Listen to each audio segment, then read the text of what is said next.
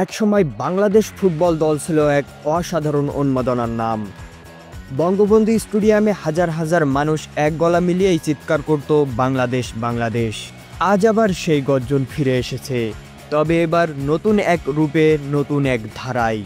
বর্তমান বাংলাদেশের ফুটবলের কেন্দ্রবিন্দুতে আছে বসুন্ধরা কিং। এখন তারা শুধু দেশের মধ্যে না, দেশের বাইরেও পরিচিত। ঘরোয়া ফুটবলে এসেছে আধুনিক আয়োজন, উন্নত মাঠ আর বিদেশি খেলোয়াড়রা। সব মিলিয়ে আবার জমে উঠেছে ফুটবল উৎসব। আরও একটি বড় গর্বের জায়গা আমাদের নারী ফুটবল দল।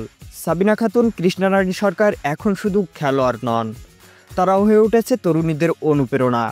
তারা দেখিয়েছে স্বপ্ন দেখতে বড় কিছু লাগে না, লাগে সাহস, পরিশ্রম আর দেশের প্রতি ভালোবাসা।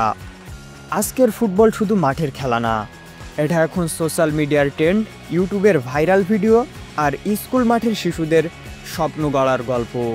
এখন দেশে ফুটবল একাডেমি গড়ে উঠছে, প্রযুক্তি ব্যবহার বাড়ছে, আর নতুন প্রজন্ম হৃদয় দিয়ে ভালোবাসছে ফুটবল। হ্যাঁ, সামনে কিছু সমস্যা আছে, অবকাঠামোর অভাব, পরিকল্পনার ঘাটতি, তবু আশা হারায়নি কেউ। বাংলাদেশ ফুটবল আবার জেগে উঠছে, ধীরে হলেও দীর্ঘভাবে। এটা শুধু খেলা নয়, এটা এখন আমাদের সম্ভাবনার প্রতিচ্ছবি। এ বি এম কাইয়ুম রাজ, দৈনিক দেশ জনতা।